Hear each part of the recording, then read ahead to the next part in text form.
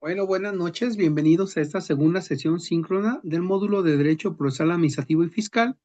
Hoy domingo 14 de septiembre del 2025, siendo las 9 de la noche, en 21 horas. Mi nombre es José Cuauhtémoc Chávez Muñoz y soy asesor en este módulo de Derecho Procesal Administrativo y Fiscal. Les decía que precisamente en estas tres unidades que estuvimos viendo la sesión anterior, bueno, pues el día de hoy de manera particular voy a ver algunos temas que están previstos para este módulo. Ya estamos concluyendo esta segunda sesión, esta segunda semana, hoy domingo 14 de septiembre. Esta última semana, pues tiene verificativo en esta semana 3 del lunes 15, precisamente al domingo 21. Y bueno, para estar concluyéndolo el miércoles 24, que es el cierre del módulo. En el reto 2, particularmente, que es uno de los retos que se estuvieron enviando, les recuerdo, se tuvieron que elegir 2 de las 5 sentencias que eran referentes a la Ley de Caminos, Puentes y Autotransporte Federal, la Ley de Comercio Exterior, la Ley Federal para la Prevención e Identificación de Operaciones con Recursos de Procedencia Ilícita, la Ley de Impuesto sobre la Renta, la Ley de Impuesto al Valor Agregado y la Ley del Seguro Social, e identificar y enunciar tanto las partes que intervienen en ese proceso, el objeto, las pruebas y la resolución. Es decir, a cuál de las partes se le dio la razón y por qué. Esto pues en formato Word y desde luego elaborar una reflexión final donde se expongan las ideas que sinteticen tu postura y aportaciones personales de los aprendizajes que te deja esa actividad, entre otras cosas. Posteriormente, en el reto 3, una vez que ya se conocieron los lineamientos de participación en el foro, pues tienes que redactar un ensayo en el que abordes la improcedencia y el sobrecimiento de los incidentes en materia administrativa. Y tienes que incluir además una evidencia de participación en el foro, en donde precisamente tuviste que realizar, desde luego, pues una presentación con tus compañeros, decir tu nombre, tu edad, algunas características que quisiste compartir con tus compañeros, compartir un caso hipotético en donde planteas una cuestión incidental dentro de un proceso administrativo y desde luego, leer las aportaciones de tus compañeros y retroalimentar por lo menos a un compañero. Eso también puedes enviarlo y es el reto 3. En el reto 4 particularmente implica, entre otras cosas, seleccionar algunos de los juicios que puede ser el juicio de lesividad, el juicio en línea, el juicio de resolución exclusiva de fondo, el juicio en la vía sumaria. Y una vez que hayas seleccionado alguno de estos 4 juicios, elaborar una infografía en donde puedes estar utilizando Geniali, Canva, etcétera, donde integres directamente qué es este juicio, cuál es su fundamento jurídico, una breve explicación de su procedimiento y desarrollar un ejemplo de su aplicación, para estarlo enviando directamente. Y bueno, pues tienes que anotar también las referencias, que son las citas o referencias que utilizaste para poder realizar este tema. Particularmente en el reto 5, que es el último reto, que es sobre recursos, debes de analizar 4 casos hipotéticos. Esos 4 casos hipotéticos les voy a leer, por ejemplo, el caso, si me lo permiten, el caso hipotético 4. El caso hipotético 4 dice lo siguiente: el 11 de junio del 2021, el magistrado presidente de la segunda sala unitaria del Tribunal de Justicia Administrativa del Estado de Jalisco emitió sentencia definitiva dentro del juicio administrativo 101/2021, confirmando el acto administrativo demandado. Inconforme con la sentencia, la parte actora interpuso un recurso de apelación. Por supuesto, por acuerdo, el 16 de agosto del mismo año, el titular de la segunda sala unitaria admitió a trámite el recurso de apelación planteado, ordenando correr traslado a la parte demandada para la contestación de los agravios expuestos, y una vez transcurrido el término de ley, se remitió el asunto a la sala superior para su resolución.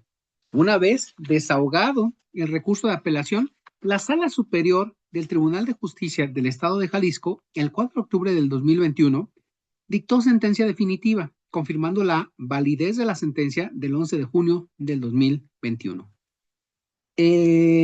Una vez sustanció el recurso de apelación del juicio administrativo 101/2021 y no proceder ningún recurso ordinario, ¿qué es lo que procede?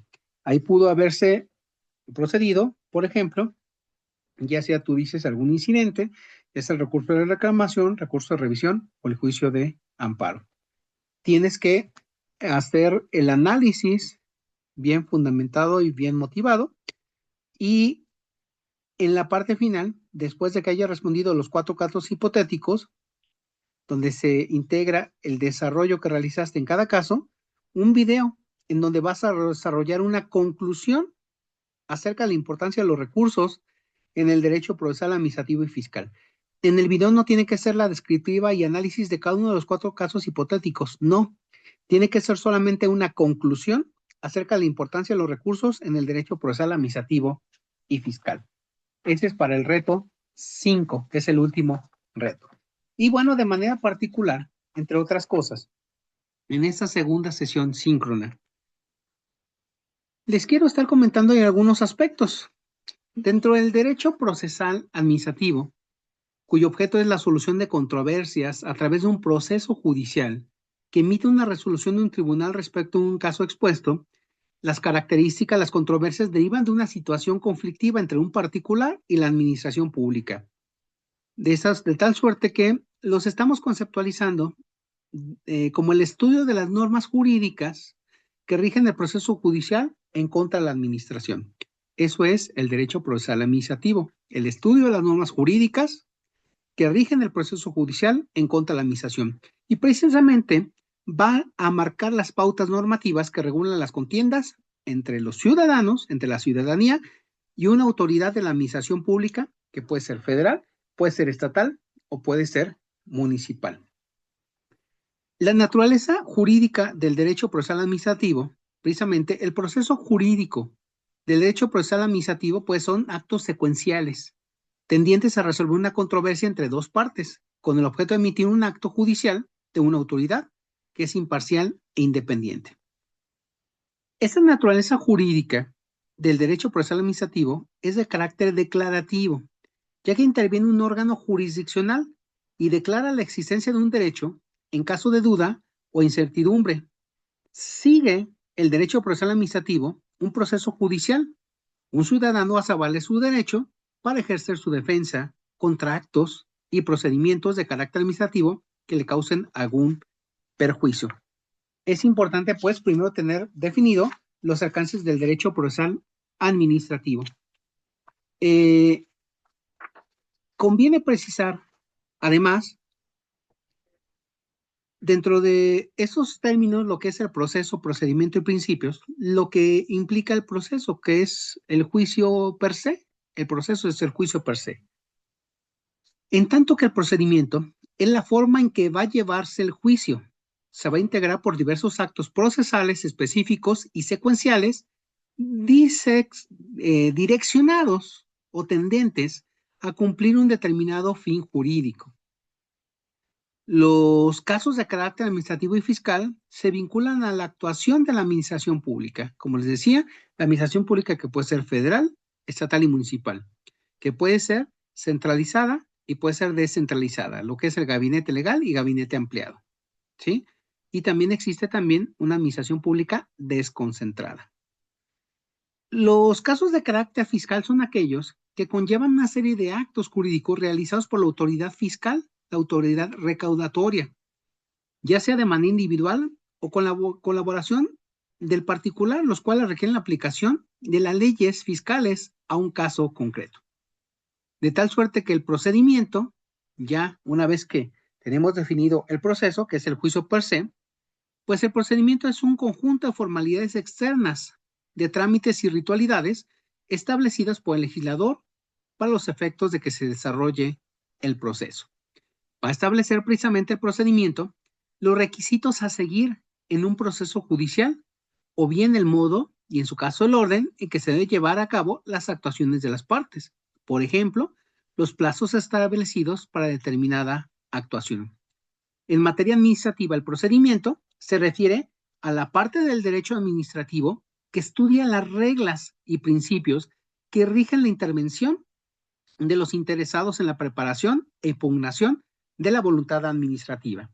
¿Cuál viene siendo entonces la diferencia entre proceso y procedimiento? El proceso, podemos decir, que es el método con sujeción al cual deben plantearse las pretensiones a discutirse, las preposiciones de hecho o derecho, probarse los hechos y dirimirse el litigio.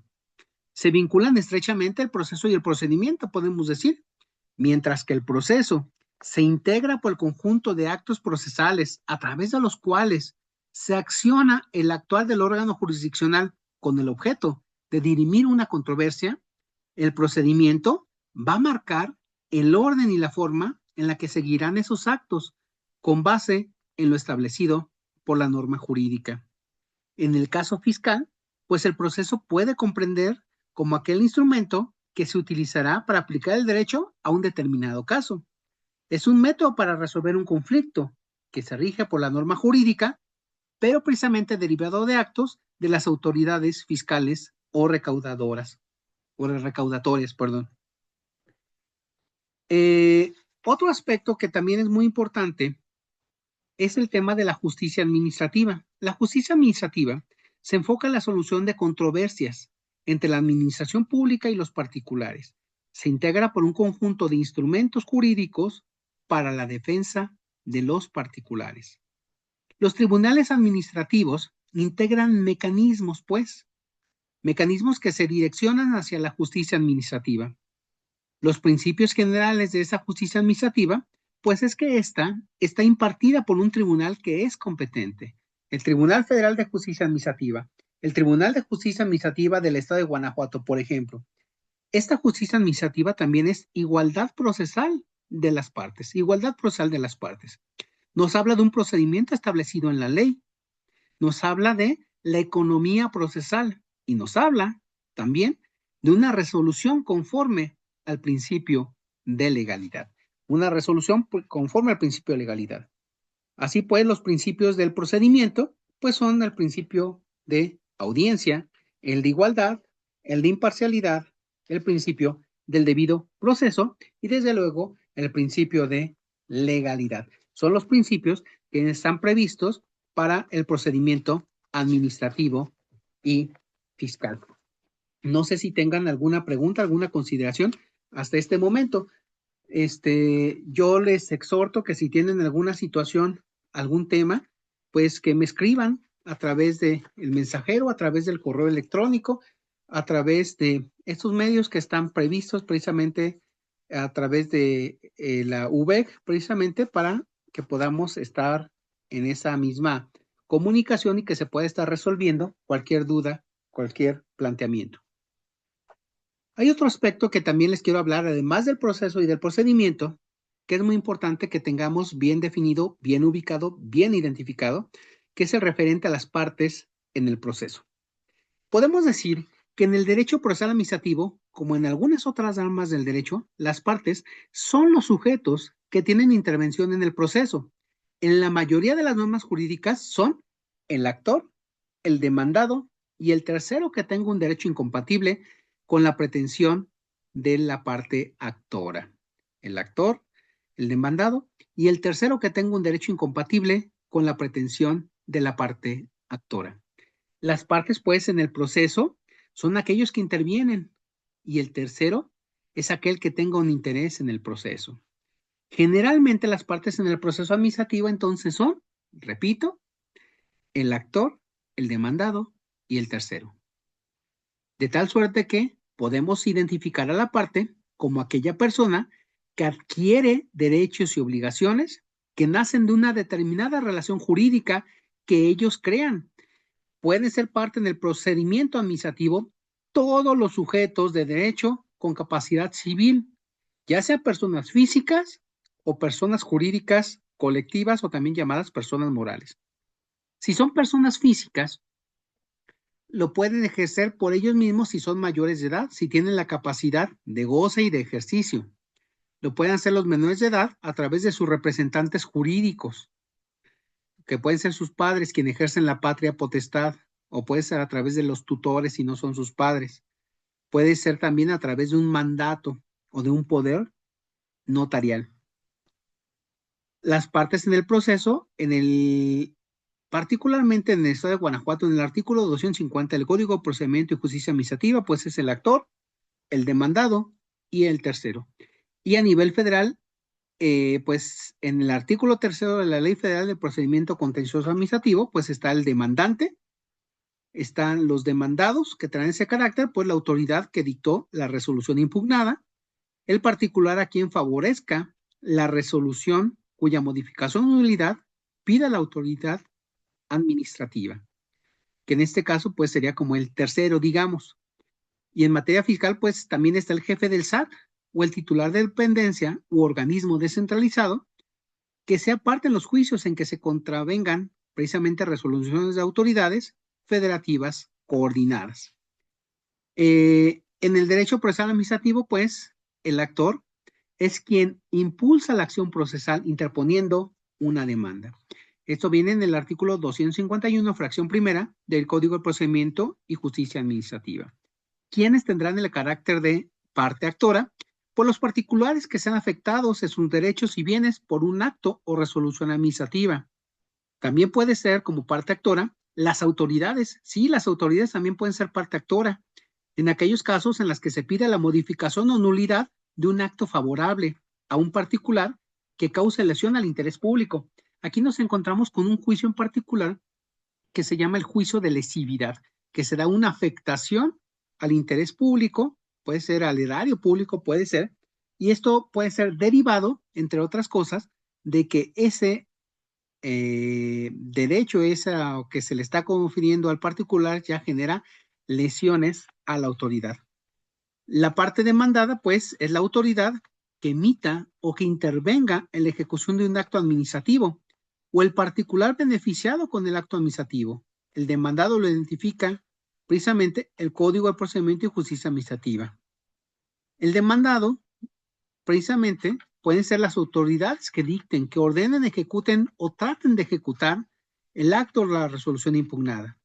Y los particulares a quienes favorezcan el acto o resolución cuya modificación o nulidad pida la autoridad administrativa.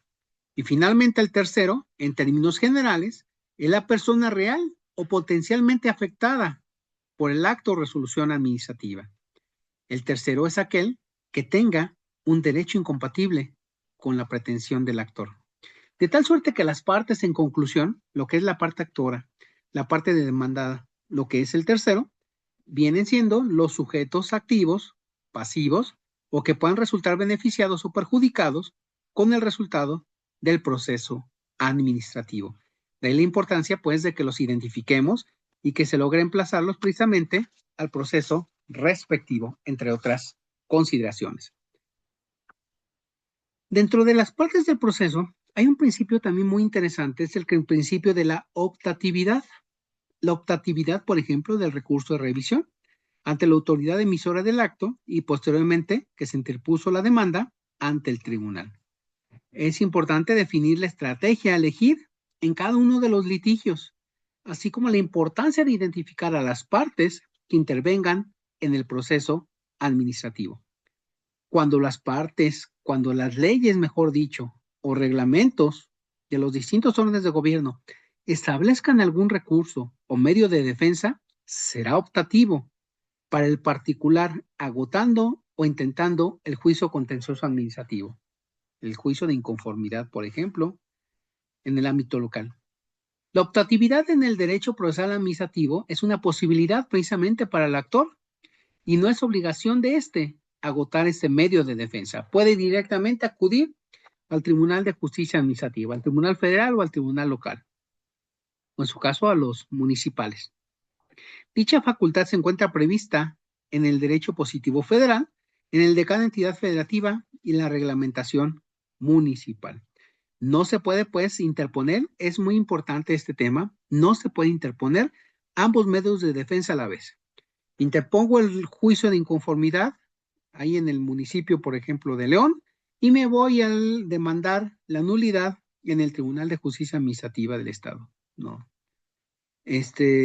Precisamente está el principio de optatividad pero también no está la definitividad, no se tiene que agotar primero uno para acudir después al otro, ¿sí? Es importante pues que tengamos estos aspectos dentro de bien claros de lo que se refiere a las partes en el proceso. No sé si tengan alguna duda, alguna pregunta, algún tema, y en su caso, pues si la tuvieran, pues estoy a la orden precisamente para esclarecer esa duda. Hay otra parte, una vez que ya también se definió lo que es el proceso, que es el juicio per se, lo que es el procedimiento, lo que son las partes en el procedimiento, las partes precisamente, que es la parte actora, la parte demandada y el tercero. Uno es la petición en términos generales, que es la demanda. La demanda es una petición en términos generales. En derecho procesal administrativo, pues es el acto por el que se inicia un proceso contencioso administrativo. Por la demanda, precisamente, el actor va a formular sus pretensiones ante las instancias jurisdiccionales. De ahí la importancia de conocer sus elementos, los requisitos, las formalidades y términos para su interposición. En cuanto a la regulación genérica de la demanda, en los juicios que se promuevan ante el Tribunal Federal de Justicia Administrativa, se atenderán las disposiciones de la Ley Federal del Procedimiento Contencioso Administrativo, que precisamente prevé la interposición de la demanda por dos vías, lo que es la vía tradicional y lo que es la vía precisamente del sistema de justicia en línea, y ahí mismo se establecen los requisitos. La demanda, pues, ¿qué particularidades tiene? Uno de ellos, muy importante en la demanda, es el tema de la suspensión. La suspensión es una facultad que tiene el actor para que el acto no se ejecute en tanto no se resuelva la demanda. Repito, dentro de las particularidades que tiene la demanda, que es precisamente la petición en términos generales por parte de la parte actora, es la suspensión. Y la suspensión es una facultad que tiene la parte actora para que el acto no se ejecute en tanto no se resuelva de fondo la demanda. Gramaticalmente podemos decir que suspender pues es paralizar, impedir, paralizar algo que está en actividad, transferir temporalmente una acción o una actividad cualquiera. La suspensión pues podemos decir que es una medida cautelar, ¿sí? Una medida cautelar que el juzgador puede decretar a solicitud de las partes o bien de oficio. Directamente la autoridad está concediendo la suspensión. ¿Para qué? Pues para conservar la materia de litigio, así como para evitar un daño grave e irreparable precisamente a la misma parte o a la sociedad con motivo de la tramitación de un proceso. Es la importancia de conceder esa suspensión. El objeto de la suspensión, pues, es impedir al demandante durante el tiempo que dure el proceso los perjuicios que el acto impugnado pudiera traer con el motivo de su ejecución. La notificación, además de la suspensión, podemos decir que es otro aspecto, pues, particular dentro de la demanda. La notificación es el acto por el cual el órgano jurisdiccional informa a las partes un acto o resolución administrativa, ¿sí? Las notificaciones pueden ser notificaciones electrónicas, pueden ser realizadas personalmente. De acuerdo con el Código de Procedimiento y Justicia Administrativa, en su artículo 39, las notificaciones pueden ser personales, por mensajería, por correo certificado con acuse de recibo, por telegrama, por telefax, estos pues ya prácticamente están en desuso, por medios electrónicos, por correo electrónico, por edictos, por estrados en las oficinas de la autoridad. A eso se refieren las notificaciones. Hay otra particularidad dentro de las demandas, además de las suspensiones y las notificaciones, como son los plazos, la contestación de la demanda y la ampliación de la demanda y su contestación. Los plazos. El plazo, pues, es el convenido, es un término o tiempo señalado por una cosa. Una de las modalidades que puede estar sujeto a una obligación es el plazo o término, definido como un acontecimiento futuro de realización cierta al que está sujeta la eficacia o extinción de una obligación. El término, podemos decir, es el momento de que ha de cumplirse o extinguirse una obligación. Es el fin del plazo.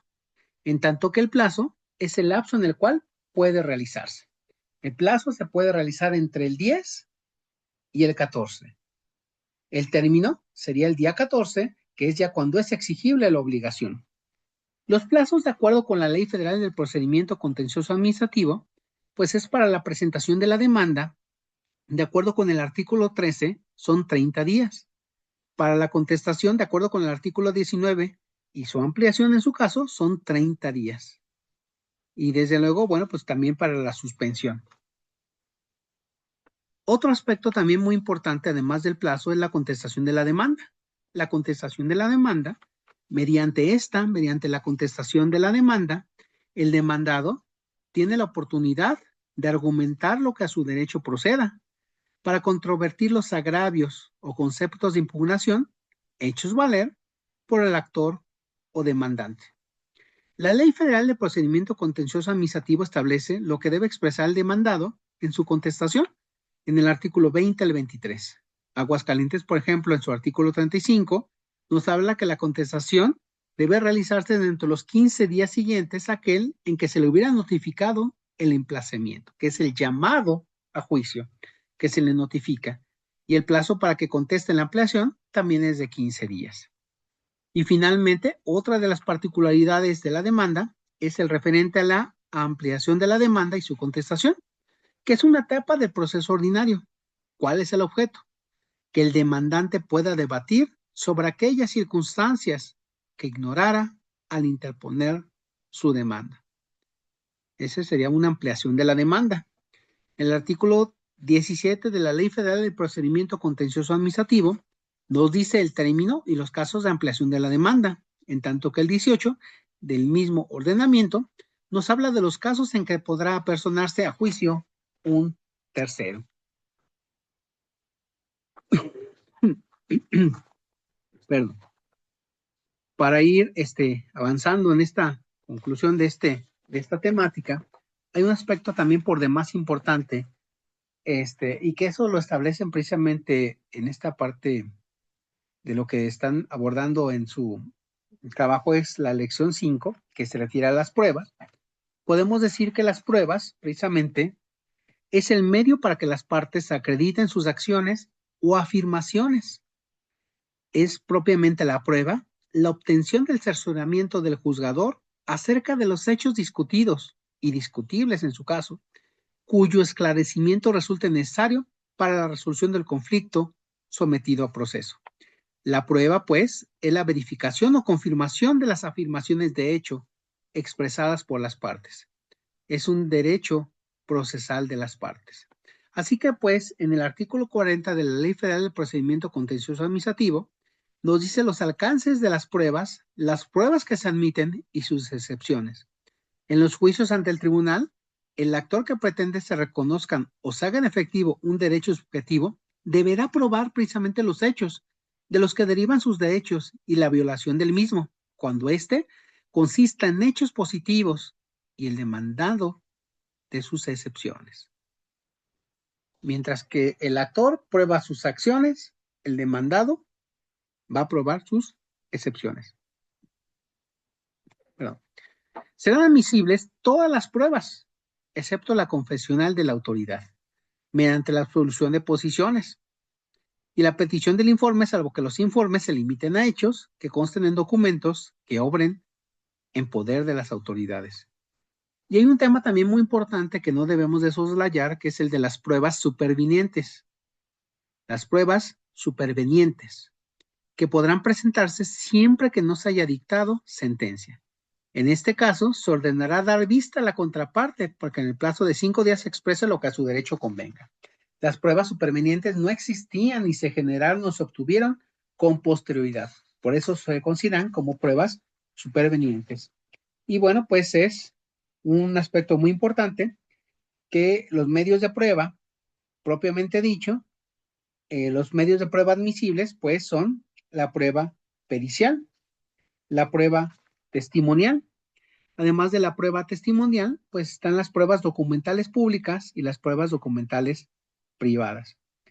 Hay también, pues, dentro de la documental, y hay una jurisprudencia sobre información contenida en páginas de internet, su valor probatorio en el juicio contencioso administrativo. Yo recuerdo haber emitido un criterio particularmente respecto de alguna información que estaba contenida en la cuenta de esa aplicación llamada anteriormente Twitter del gobernador del estado de Guanajuato, y donde le di ese valor probatorio precisamente a esa cuenta oficial, donde en época de la pandemia el gobierno del estado a través de la cuenta del gobernador pues emitía alguna información que era relevante para la ciudadanía. Y bueno, son aspectos que hay que estar considerando. Desde luego, bueno, pues también está la prueba pericial, que puede ser esa especialización en cualquiera de otros temas. La prueba testimonial también es un elemento también por demás importante, por demás relevante, el tema de las pruebas, de los medios probatorios. Y bueno, no sé si hasta aquí tengan alguna duda, alguna pregunta, alguna situación, que les reitero que me la pueden plantear directamente, pues, a través de los medios que marca el módulo de Derecho Procesal, administrativo y fiscal. Para ir terminando, hay un tema que les quiero estar comentando, que les quiero estar platicando, que es el acto de autoridad en el derecho constitucional y los medios de defensa, y ubicar pues algunos ejemplos en casos prácticos. Podemos decir que en el derecho mexicano, un acto de autoridad se refiere a cualquier manifestación de la voluntad realizada por un órgano de Estado, como una dependencia, funcionario o entidad gubernamental, que imponga precisamente una obligación, que restrinja un derecho o afecte a la esfera jurídica de una persona, ya sea persona física, ya sea persona moral. Estos actos deben provenir de una autoridad con facultad legal para emitirlos y puede ser de carácter legislativo, administrativo o judicial. Eso es pues el acto de autoridad.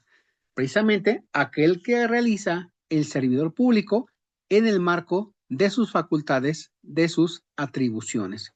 Si no lo hace en el marco de sus atribuciones, de sus facultades, pues podría estar dando lugar a la nulidad. ¿Cuáles son las características de un acto de autoridad? Son 4 las principales características de un acto de autoridad. El acto de autoridad emana de una autoridad del Estado, que puede ser federal, puede ser del orden estatal, puede ser del ámbito competencial municipal. El acto de autoridad, además, entre otras cosas, es unilateral, ya que se impone sin la necesidad del consentimiento del afectado. Repito, el acto de autoridad es unilateral, ya que se impone sin necesidad del consentimiento del afectado. Y este acto de autoridad también es coercitivo, ya que puede implicar el uso de la fuerza pública o el inicio de procedimientos sancionadores. Puede implicar el uso de la fuerza pública. Y otra característica también muy importante del acto de autoridad es que produce efectos jurídicos, ya que modifica, extingue o crea situaciones jurídicas. Repito, este acto de autoridad produce efectos jurídicos, ya que puede ser que modifique, ya puede ser que extinga o que cree situaciones jurídicas. ¿Cuáles serían algunos ejemplos de actos de autoridad? Me viene a la mente, por ejemplo, una multa de tránsito impuesta por un agente de vialidad, un agente vial. Un acto de expropiación emitida pues por el Poder Ejecutivo, ya sea por el presidente de la República, por el gobernador. Puede ser la clausura de un establecimiento por parte de una autoridad sanitaria. Puede ser, por ejemplo, una orden de aprehensión, también es un acto de autoridad. Y frente a ese acto de autoridad, también me viene a la mente, y conviene recalcar, cuáles son los medios de defensa federales contra actos de autoridad. En México, podemos decir que nuestra Constitución y diversas leyes federales prevén mecanismos para proteger a los particulares frente a actos presumiblemente arbitrarios o ilegales. Y los principales medios de defensa federales son, entre otros, pues el juicio de amparo. El juicio de amparo, pues, tiene su fundamento en el artículo 103 y 107 de la Constitución Federal, y desde luego en la ley de amparo, que es la ley reglamentaria de esos artículos 103 y 107 de la Constitución Federal. Hay 2 tipos de amparos: el amparo directo, que procede contra resoluciones definitivas emitidas por tribunales sin más recursos ordinarios. Ya no hay ningún otro medio de defensa, ya no hay ninguna otra instancia, y el amparo directo es contra resoluciones definitivas emitidas por tribunales. Y el amparo indirecto, o también llamado biinstancial, es el que se genera contra actos de autoridad que no sean sentencias definitivas. Por ejemplo, una orden de aprehensión, un aseguramiento, un embargo, etcétera. ¿Cuál es el plazo para la interposición de estos amparos? Pues por lo general 15 días, contados a partir del día siguiente en el que se reclaman, salvo excepciones como detenciones ilegales que no prescriben y que no se tienen la obligación de respetar esos 15 días hábiles. Además del juicio de amparo como un medio de defensa federal contra los actos de autoridad, pues está también el juicio contencioso administrativo federal. Ese se fundamenta en la Ley Federal del Procedimiento Contencioso Administrativo. En el estado, por ejemplo, de Guanajuato está en el Código de Procedimiento y Justicia Administrativa para el estado de Guanajuato y sus municipios. Y procede precisamente contra actos administrativos dictados por autoridades administrativas o bien autoridades fiscales, como por ejemplo el SAT, la COFEPRIS, la PROFEPA, etcétera. Y el plazo precisamente para este juicio contencioso administrativo federal es 30 días hábiles desde que surta sus efectos la notificación del acto. Puede generarse un incidente de notificación precisamente para demandar que quede sin efectos y que en su caso pudiera llevar a un sobreseimiento.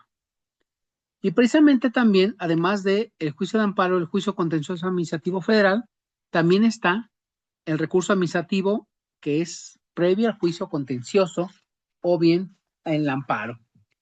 El fundamento de este son diversas leyes administrativas, como por ejemplo la Ley Federal de Procedimiento Administrativo y el Código Fiscal de la Federación. Y procede contra actos administrativos y suele ser opcional, aunque en algunos casos es necesario agotar este recurso antes de acudir al juicio de amparo o contencioso. Por ejemplo, el juicio de revocación ante el SAT, el recurso de inconformidad y el recurso de revisión, que aquí no aplica la optatividad, se tienen que agotar y se tiene que tener esa definitividad. Hay unas consideraciones claves que no podemos dejar pasar. No todo acto de autoridad es ilegal, no todo acto de autoridad es ilegal, pero si viola derechos fundamentales, me refiero, si viola derechos humanos, excede competencias o se dicta sin fundamento, pues puede impugnarse.